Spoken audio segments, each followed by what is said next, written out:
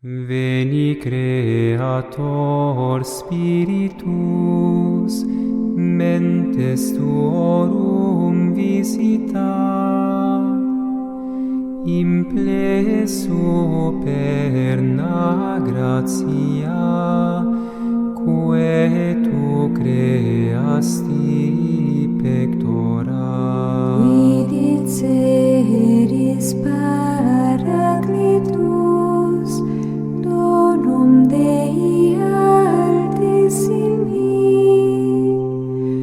fons vivus ignis caritas, et spiritualis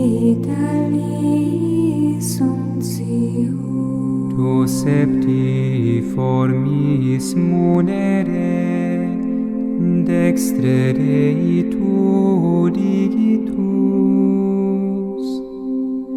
turite promissum Patris, sermone editans scutura. Em nome do Pai, do Filho e do Espírito Santo. Amém. Vinde, Espírito Santo, enchei os corações dos vossos fiéis e acendei neles o fogo do vosso amor.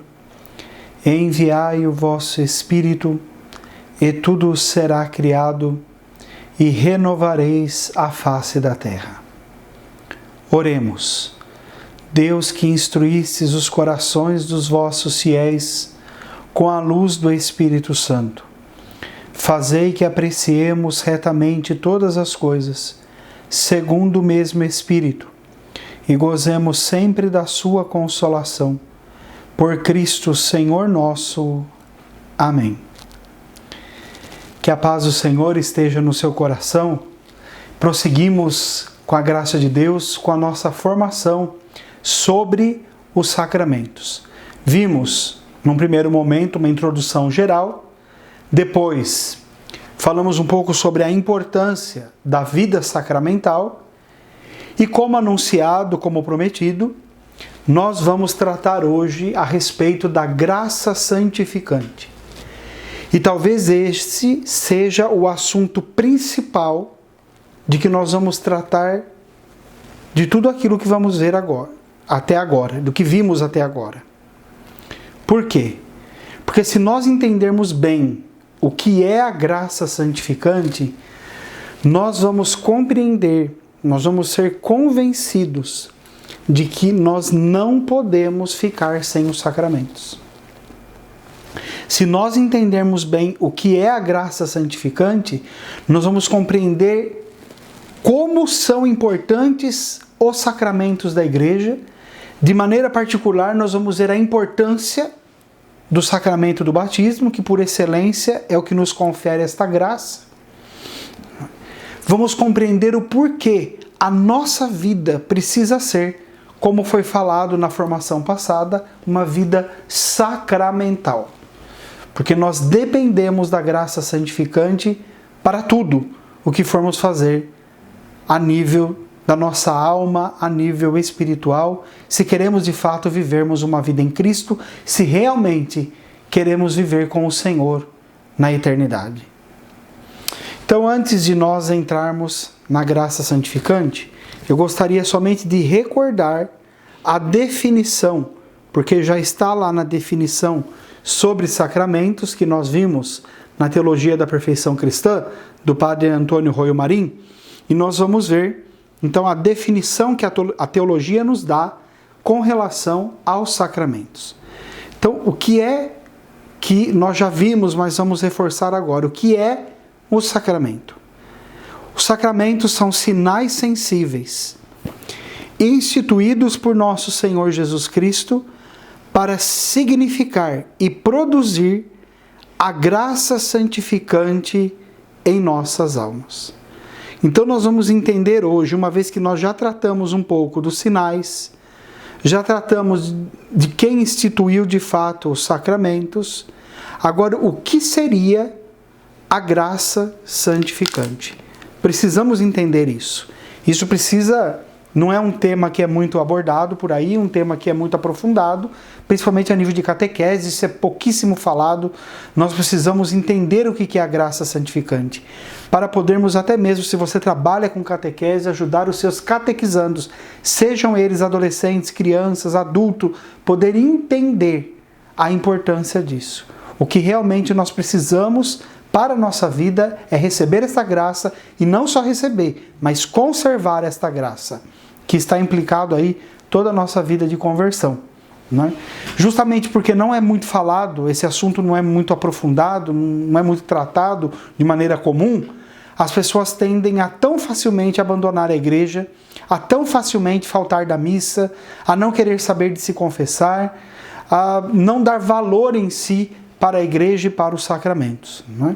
Mas hoje espero poder de alguma forma colaborar para que, lógico que nós não vamos esgotar o assunto, mas colaborar para que esse assunto se torne melhor entendido, né? Para que possamos abrir a nossa mente, o nosso coração, para compreendermos a maravilha que nós recebemos, aquilo que Cristo deixou para nós através da igreja, e que a igreja, entendendo no seu processo, não é, aquilo que Cristo havia destinado aos seus, instituiu então sacramentos de maneira muito pontual, para que isso nos fosse conferido.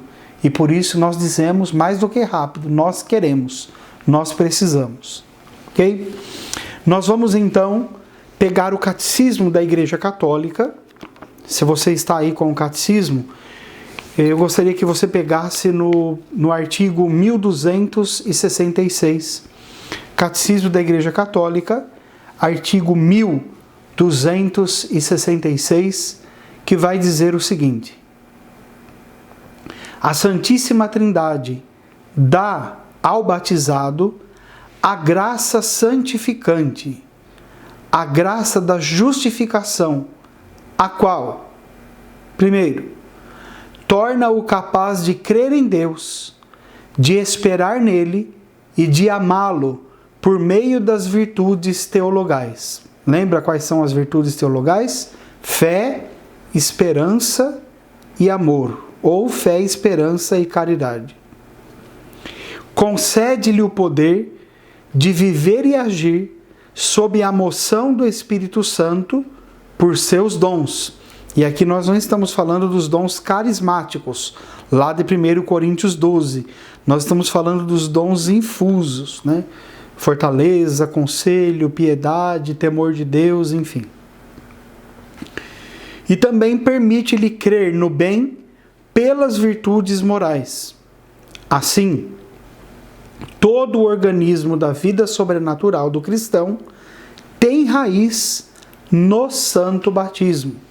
Vamos retomar esse parágrafo do catecismo. Então, a Santíssima Trindade, isto é, Pai, Filho e Espírito Santo, é uma ação trinitária, dá ao batizado a graça santificante, que é o que nós vamos tratar aqui hoje, né? Que seria a graça da justificação, a qual torna-o quem? Eu, você, cada cristão católico, capaz de crer em Deus, de esperar nele e de amá-lo por meio das virtudes teologais. Então veja, sem a graça santificante, isso não vai ser levado até o grau máximo. Eu posso até crer em Deus, eu posso até esperar em Deus, e eu posso até amar a Deus sem estar com a graça santificante, mas tudo num nível muito raso. E depois nós vamos entender por quê. Concede-lhe o poder de viver e agir sob a moção do Espírito Santo por seus dons. Quer dizer, eu vou estar completamente aberto ao mover do Espírito Santo na minha alma através dos seus dons infusos. E permite crescer no bem pelas virtudes morais. Isto é, através das virtudes morais, eu vou progredindo, até essas virtudes se tornarem virtudes heróicas na minha vida, para que eu possa me deixar formar por Deus num santo, numa santa. Assim, todo o organismo da vida sobrenatural, isto é, toda a estrutura da vida sobrenatural, da vida da graça, né, do cristão, tem sua raiz no santo batismo. Por que no santo batismo? Porque no santo batismo é onde a graça santificante é infundida pela primeira vez na nossa vida. E hoje nós vamos entender de maneira melhor o que significa esta graça santificante, o que ela de fato nos confere e o porquê que nós temos que fazer de tudo para mantermos, para não perdermos, porque nós podemos perder a graça santificante, para nós não perdermos, né? Ou se já caímos na infelicidade de perdermos, recuperarmos pelo sacramento da penitência esta graça, para podermos então, a partir daí, mantermos com tudo aquilo que tiver ao nosso alcance, né? Como se diz o ditado popular, agarrar com unhas e dentes, né? Para não perdermos esta graça que é nos conferida pela misericórdia de Deus, pela ação de Deus em nossa alma. Então, a graça santificante, em primeiro lugar, é uma graça sobrenatural. Não é o homem, não é o ser humano que é capaz de produzir esta graça. Ela é sobrenatural, ou seja, Deus nola dá, ok? Deus, no seu amor, na sua graça, concede a nós, por amor aos homens, porque nos quer todos, com Ele um dia, na sua glória, nos confere esta graça. Então, aqui na Teologia da Perfeição Cristã, o Padre Roio Marim vai dizer o seguinte, quando ele afirma que a graça santificante é uma graça sobrenatural. É evidente, vai dizer o Padre Roio Marim, a graça é o princípio formal da nossa vida sobrenatural. Aquele que nos eleva e constitui nessa ordem. Por ser sobrenatural, excede milhares de vezes todas as coisas naturais. Preste muita atenção nisso, para que você possa entender o tamanho da graça santificante. Transcendendo e ultrapassando toda a natureza, fazendo-nos entrar na esfera do divino e incriado.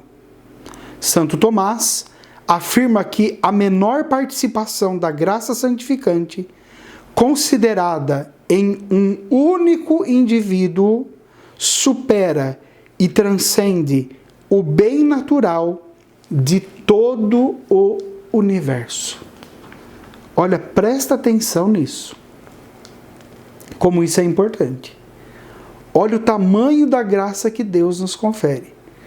Por isso que quando se batiza, né, uma criança ou um adulto, quando a igreja vai conferir esse sacramento, que é a porta de entrada para a vida cristã, e é a partir dali que se recebe todos os demais, se coloca restrições, uma disciplina, né? E as pessoas às vezes brigam na igreja. Depois nós vamos ver isso quando a gente falar sobre o sacramento do batismo, porque quer colocar como padrinho gente amigada, né? Quer fazer as coisas de qualquer jeito, né? Não dá importância para aquilo que vai acontecer na igreja, né? Quer que as coisas sejam feitas com pressa, porque depois tem almoço, tem não sei o quê, né? Enfim, não querem fazer catequese preparatória para o batismo, os pais não querem saber, os padrinhos não querem saber, querem fazer uma tramóia lá e faz aquele barraco na secretaria da igreja, né? Veja, porque não sabe disso aqui, não sabe da importância,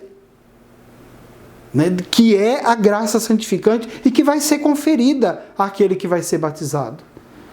Então nós vamos retomar, tá? O texto.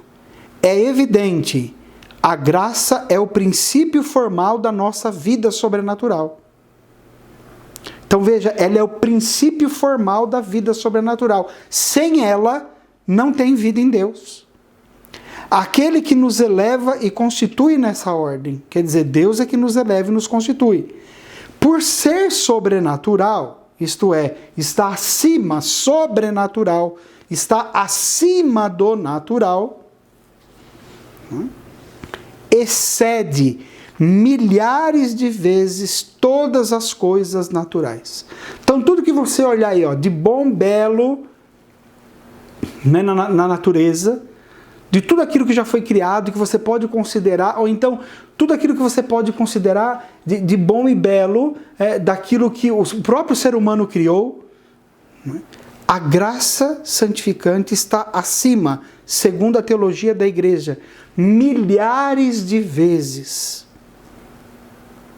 Tá? Ela excede tudo que é natural, tudo que é criado, transcendendo e ultrapassando toda a natureza, fazendo-nos entrar na esfera do divino e do incriado.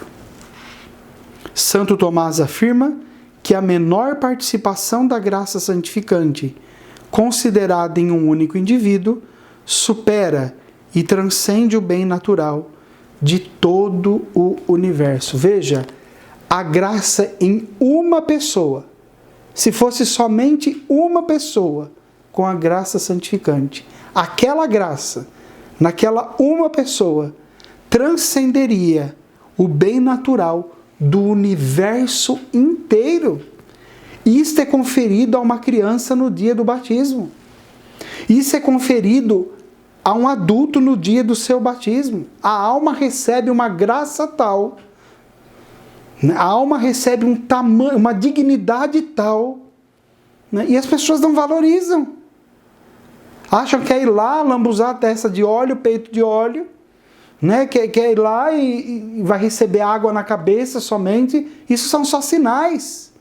Mas sinais, lembra que nós vimos dos sinais sensíveis de uma graça invisível? E a graça santificante é uma graça invisível, que está significando, esses sinais estão significando, né, coisas tão preciosas, que como excede, segundo a teologia da igreja, tudo aquilo que é criado, não existe nada daquilo que é criado que nós podemos usar para comparar aquilo que nós recebemos. Por isso que às vezes se torna difícil compreender. Porque a gente quer comparar, tá? Compara a graça santificante com alguma coisa que eu posso ver, que eu posso tocar. Não dá. Por quê? Porque a graça santificante excede milhares de vezes tudo isso. Então, por maior que seja, sempre vai exceder. Sempre vai exceder. Talvez, para nós termos uma mínima noção, mas é uma noção pobre, barata, né? É você pegar tudo aquilo que foi criado, como um punhadinho de areia na ponta dos dedos, e a graça santificante como o oceano. Né? Tudo que foi criado está aqui. E diante dos meus olhos eu tenho algo que eu não consigo ver o fim. Não consigo ver onde começa, onde termina. Não consigo saber a profundidade. Não consigo. Por quê? Porque isso é a graça santificante. E por isso é sobrenatural. E sendo sobrenatural, não há explicação natural para aquilo que está acima da nossa compreensão. Nós vamos retornar para o Catecismo da Igreja Católica, parágrafo 1999, aonde, falando sobre a graça santificante, a doutrina católica vai dizer assim: a graça de Cristo é o dom gratuito que Deus nos faz de sua vida, infundida pelo Espírito Santo em nossa alma, para curá-la do pecado e santificá-la. Trata-se da graça santificante ou deificante, recebida no batismo. Em nós, ela é a fonte da obra santificadora. Se alguém está em Cristo, é uma nova criatura. Passaram-se as coisas antigas, eis que se faz uma realidade nova. Tudo isto vem de Deus, que nos reconciliou consigo por Jesus Cristo. Citando aqui, segunda carta de São Paulo aos Coríntios, capítulo 5, versículos 17 e 18. Se alguém está em Cristo, é uma nova criatura. E por que é uma nova criatura? Porque lhe foi conferido a graça santificante, que é um dom gratuito de Deus que nos faz, através da ação do Espírito Santo em nossa alma, uma obra de cura do pecado, para santificar a alma, para nos fazer participantes da santidade e da glória de Deus. Isto é, a deificação. Esse não é um termo muito usado na igreja do Ocidente. No Oriente, eles usam mais esse termo deificação. Nós vamos ter na igreja do Ocidente, talvez o santo aí que mais use esse termo. Nós vamos ter aí um São João da Cruz, que vai falar muito sobre a deificação, né, que não é o ser humano se tornar Deus com letra maiúscula, mas é ele participar da divindade do próprio Deus. E ele usa um exemplo, né? Ele vai dizer num dos seus escritos: Deus pretende fazer-nos deuses por participação. Ele, sendo por natureza, nos chama a participar da sua glória. E ele vai fazer uma comparação. Assim como o fogo converte tudo em fogo, o que Deus pretende é fazer-nos deuses. Então, assim como o fogo vem, né? E quando o fogo domina, você já não sabe mais o que é fogo e o que não é, porque você só vê fogo. Assim também, quando a graça santificante, ela cresce na nossa alma, quando nós damos espaço para Deus, e Deus realiza a sua obra em nós através dessa graça, nós começamos a entender o que São Paulo diz: já não sou mais eu quem vivo, mas é Cristo que vive em mim. Já não dá mais para distinguir. É lógico, eu continuo sendo eu, Deus continua sendo Deus, não há confusão, mas é um mergulho tão profundo que você se torna participante da sua graça, participante da sua glória. E veja, nós podemos desejar um bem maior do que esse? Né? Aliás, o nosso futuro depende disso. Porque a pessoa que perde a graça santificante, provavelmente, existe uma grande aí probabilidade dela morrer e não ter salvação. Não é por isso que a graça santificante, ela é essencial, essencial. Né? Eu não vou entrar nesses pormenores aqui, porque existem casos e casos, né?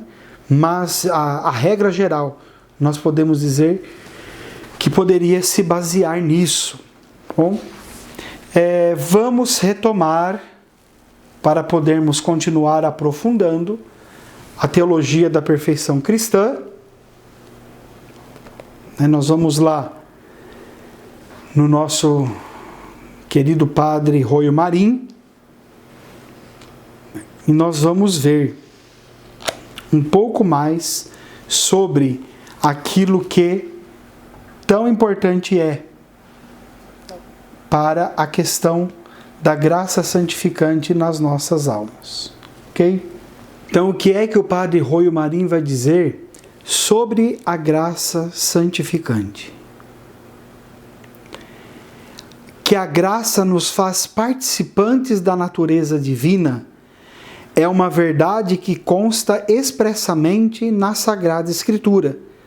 Diz o apóstolo São Pedro: foram-nos concedidas as maiores e mais valiosas promessas, a fim de que vos tornasseis participantes da natureza divina.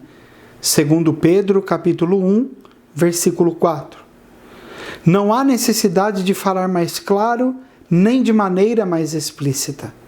O fato é confirmado pela liturgia da Igreja quando, ao cantar o prefácio da Ascensão, referindo-se a Cristo, diz: subiu ao céu para fazer-nos participantes de sua divindade. Então veja, a palavra de Deus fala, a doutrina da Igreja fala e a liturgia católica fala. Quando a Igreja vai rezar o prefácio da oração eucarística na solenidade da Ascensão do Senhor, que é após a Páscoa, não um pouco antes ali de Pentecostes, um domingo antes que Pentecostes, né?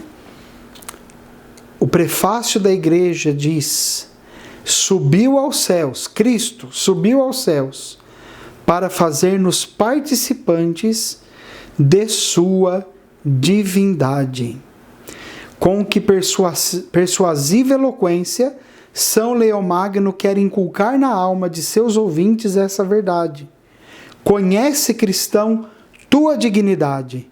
Feito partícipe da natureza divina, não queiras voltar à vileza da tua antiga condição. Olha só. Então Deus, através da graça santificante, nos torna então participantes de maneira formal da natureza divina. Isto é expresso na Sagrada Escritura, segunda carta de São Pedro, capítulo 1, versículo 4, foram-nos concedidas as maiores e mais valiosas promessas, a fim de que vos tornastes participantes da natureza divina. Também, através da sua liturgia, Cristo subiu ao céu para fazer-nos partícipes da sua divindade, e veja, também através da tradição, porque nós vamos pegar aqui São Leomagno, que está lá nos primeiros séculos da igreja, e ele vai chamar a atenção dos cristãos, dizendo: conhece, cristão, a tua dignidade. Feito partícipe da natureza divina, não queirais voltar à vileza da tua antiga condição. Não queirais voltar ao que você era antes de receber a graça. Quais são os efeitos dessa graça? Veja, nós estamos começando a entender o que a graça é, não é? A grandeza que essa graça porta.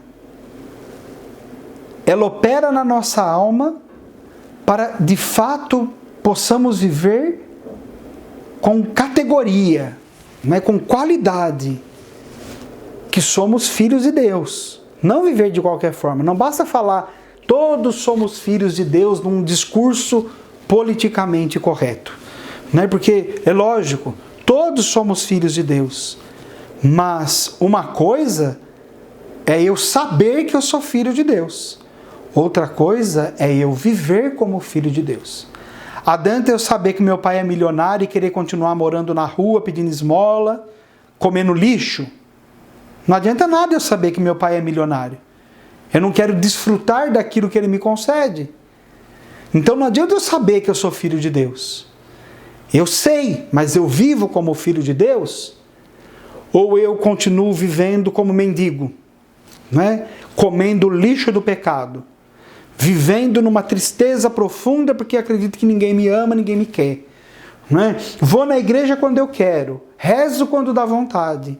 Quer dizer, adianta eu saber que eu sou filho de Deus, mas faço opção por viver uma vida de indigência espiritual? Não adianta. Então, só saber, é necessário viver, porque enquanto eu não vivo, eu não abro espaço para que esta graça opere na minha alma aquilo que Deus quer operar através dela. E agora nós vamos entender um pouco então do efeito. Tá, eu tenho, eu recebi. Nós vamos entender então como esta graça age. Existem aqui vários pontos, que o padre Antônio Roio Marim, de uma maneira muito pedagógica, de uma maneira muito competente, ele foi elencando esses pontos, e nós vamos pelo menos citar um por um e fazer um breve comentário sobre esses pontos, para que possamos então entender. É lógico que, como eu disse no início, nem temos a pretensão de esgotar o assunto aqui. O assunto é muito vasto. Hoje é para dar uma noção geral. Quem sabe aí, num futuro, nós podemos fazer um curso próprio, e aprofundar isso de uma maneira mais... aprofundar de uma maneira mais sistemática, aonde pegando ponto por ponto e aprofundando ponto por ponto, possamos ir tendo uma clareza maior, e a partir dessa clareza então também nos abrirmos a uma vivência muito mais fecunda. Mas vamos lá ao primeiro ponto. Então, primeiro, a graça nos faz verdadeiramente filhos adotivos de Deus. Veja, sem a graça santificante, nós não participamos da filiação divina. Como é que eu me torno filho de Deus? Eu sou filho de Deus quando eu sou batizado, porque pelo sacramento eu me torno filho no Filho. Significa que eu me torno irmão de nosso Senhor Jesus Cristo. Então Deus me confere a adoção filial, mas de uma maneira muito mais profunda daquilo que se trata uma adoção em âmbito jurídico aqui na nossa sociedade. Não é? Porque o âmbito jurídico é muito simples, não é? Embora, lógico, tenha todas as suas normativas, você vai lá e a partir do momento que você consegue a adoção, há uma transferência de documentos, enfim, a criança passa a estar registrada sobre o nome, então, dos pais que a adotaram. Mas esses pais, eles não podem conferir ao filho adotivo para que participem da natureza da sua família. E quando eu digo natureza, eu estou falando de natureza biológica. Né? Por mais que aquele filho se torne herdeiro, né, ele não tem a natureza biológica daqueles pais que o adotaram. Pela graça santificante, nós participamos da natureza de Cristo. Veja bem, não de modo igual a Cristo, porque Cristo é o Filho primogênito do Pai, Filho único do Pai. Então nós não vamos ter a mesma natureza, quer dizer, nós não vamos ter a divindade de Cristo, mas nós vamos participar de tal forma da natureza de Cristo, né, que é impossível dizer que um filho adotivo na nossa sociedade possa participar da natureza biológica da sua família. Ele é da família por papel, mas se ele fizer um exame lá de DNA, o exame já vai dizer que ele não faz parte daquela família. Ele pode fazer parte no documento, mas biologicamente, pelo DNA, ele não faz parte daquela árvore genealógica ali. A graça santificante nos enxerta na videira verdadeira que é Cristo. E nós passamos a fazer parte daquela videira que é Cristo, da sua natureza. Receber da sua natureza. Partícipes com tamanha graça que nós já vimos nas definições anteriores, né, aquilo que, a maneira que ela opera, enfim, como o tamanho, a dimensão, a imensidão desta graça. Segundo ponto, faz-nos verdadeiramente herdeiros de Deus, isto é, o céu agora é nosso. A partir do momento que eu viver aquilo que Deus me deu, né, eu sou herdeiro da graça de Deus. Para ser livre, Cristo me libertou, eu sou herdeiro agora. Ele quer conferir a mim toda a sua graça, todos os seus bens sobrenaturais. E só que para que eu possa viver uma vida sobrenatural da graça, eu preciso, como primeiramente, conservar em mim a graça santificante. Outro ponto. Torna-nos irmão em Cristo e cordeiros com Ele. Bom, nesse ponto a gente já comentou, né, que nos tornamos filho no Filho. Outro ponto, a graça nos dá a vida sobrenatural. Também já vimos um pouco sobre isso, né, essa participação física da natureza do próprio Deus. Usamos o exemplo do fogo, que é usado por São João da Cruz. O quinto ponto, torna-nos justos e agradáveis a Deus. Por quê? Porque a graça vai fazer com que desenvolva em nós depois as virtudes. Então vai nos tornar pessoas justas, pessoas santas. O próprio nome já fala, é graça santificante. Então vai me conferir as virtudes para que eu possa me tornar uma pessoa cada vez mais justa, isto é, semelhante ao próprio Senhor e por isso também agradável a Ele. Dá-nos a capacidade para o mérito sobrenatural, ou seja, sem a graça, as obras naturais mais heróicas não teriam absolutamente nenhum valor em relação à vida eterna. Por exemplo, tem pessoas que fazem o bem, mas eles fazem o bem visando interesse, visando reconhecimento, visando aplausos, elogios. Por mais bonita que essas obras sejam, aos olhos da sociedade, né, diante de Deus elas não têm mérito se não parte da vida da graça. Vou dar um exemplo. Às vezes a gente acompanha, faz muito tempo que eu não assisto televisão, né, mas antigamente, eu nem sei se tem ainda, aqueles programas de televisão que mostravam as pessoas voltando para a sua cidade de origem. Então estava lá, de volta para a minha terra, né? Ganhava casa, ganhava eletrodoméstico, móveis, a passagem, né? Era levado de volta, enfim. Tá, é tudo muito bonito. Mas para que era feito aquilo? Ah, mas a pessoa foi ajudada, tudo bem, ninguém está falando que a pessoa não foi ajudada. Mas quem ajudou, fez para quê? Para ser aplaudido. Para que todos pudessem olhar e falar, olha como ele é bom, olha como o fulano de tal é bom, como o dono daquela emissora é bom, ou como aquele apresentador é bom, ou como aquele empresário é bom. Não é com o intuito de santificar-se, com o intuito de ficar mais parecido com Jesus, de adorar a Deus em última instância. Não. É para patrocinar a sua marca, né, para fazer propaganda do seu produto, enfim. Já está recebendo a sua recompensa aqui neste mundo. Por isso, né, não tem mérito diante de Deus. Temos também a questão de outras religiões, que eu nem chamaria de religião, mas de filosofia. Por exemplo, as pessoas que praticam o espiritismo, né? Eles fazem gestos filantrópicos que eu não chamaria de caridade, porque a caridade vem da virtude da caridade, que é dar a vida. É o amor no seu grau mais elevado, mas eles fazem obras filantrópicas, mas com uma segunda intenção. E qual seria essa segunda intenção? Diminuir o karma. Né? O que é a lei do karma? Eu vou voltar na próxima encarnação para pagar o mal que fiz.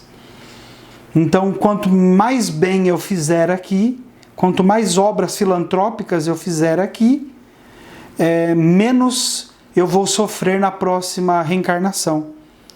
Então, veja, é como se fosse, eu vou fazer, mas eu vou fazer porque eu quero um benefício para mim mesmo. Então, eu não faço por amor, eu faço por interesse.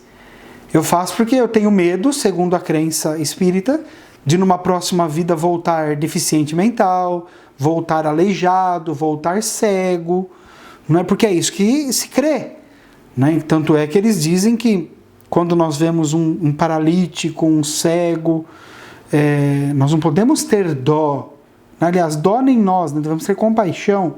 Né? Mas nós não devemos ter a compaixão em si, porque ele está pagando o pecado de uma vida passada. Né? Então veja, existem obras e obras, ok? Então, essas obras que não têm como fim último um ato de adoração pleno de Deus, de adoração perfeita a Deus, que somente a graça santificante é capaz de nos tornar assim, né? Diante de Deus essas obras não têm valor. Por isso que não adianta essa historinha de que o importante é fazer o bem, o importante é ajudar, né? Porque nós temos que olhar para aquilo que nosso Senhor ensinou, aquilo que a igreja ensina.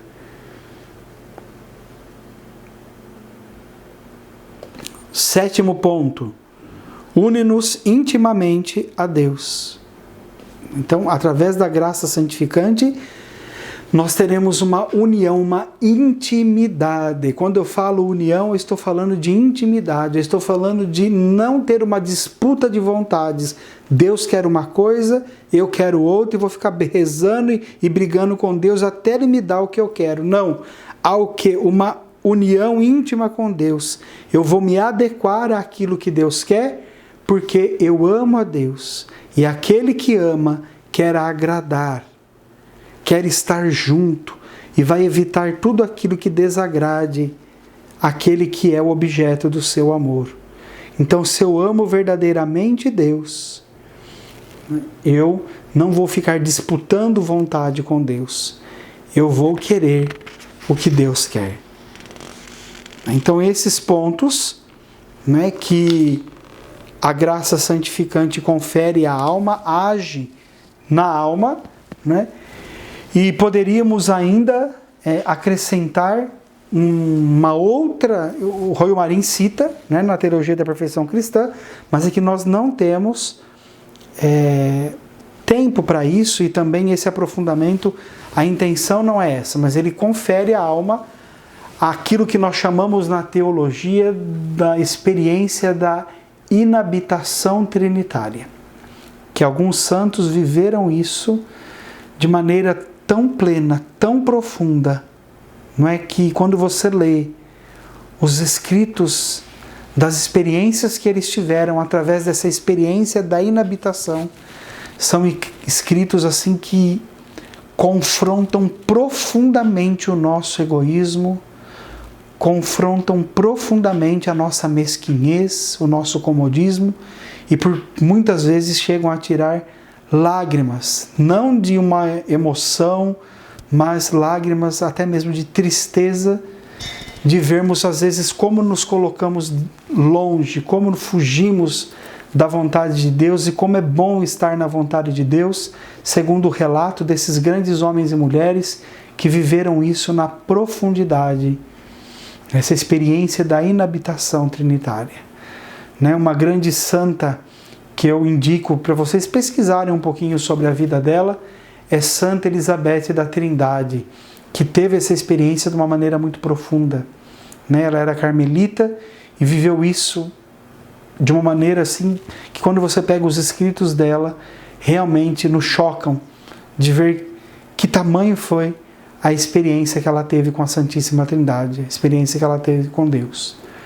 Então eu acredito que esse conteúdo de hoje deu uma clareada, né, para podermos entender um pouco melhor sobre o que é a graça santificante que os sacramentos conferem, de maneira muito particular o sacramento do batismo e da penitência, né, e depois, então, a partir da próxima formação, nós vamos começar a elencar sacramento por sacramento. Então a nossa próxima formação será sobre o sacramento do batismo, né? E a partir dali seguiremos um por um e veremos detalhadamente aspectos muito particulares de cada sacramento, ok?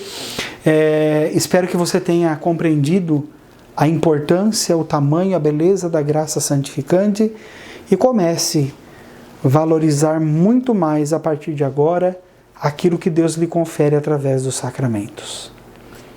Se você perdeu a graça santificante, se você teve o infortúnio de perder a graça santificante, procure o mais rápido possível o sacramento da confissão.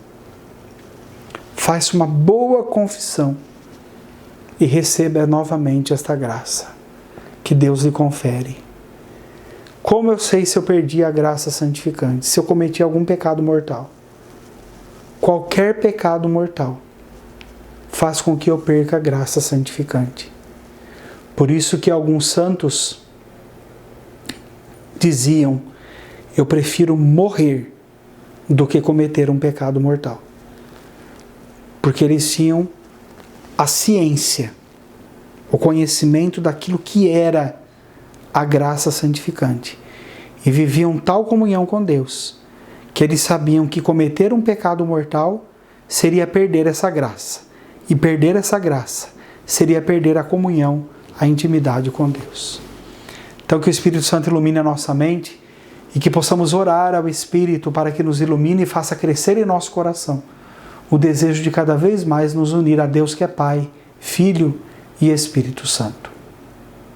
Glória ao Pai, ao Filho e ao Espírito Santo, como era no princípio, agora e sempre. Amém. Rogai por nós, Santa Mãe de Deus, para que sejamos dignos das promessas de Cristo. Amém. Maria, Mãe da Igreja, rogai por nós. Em nome do Pai, do Filho e do Espírito Santo. Amém.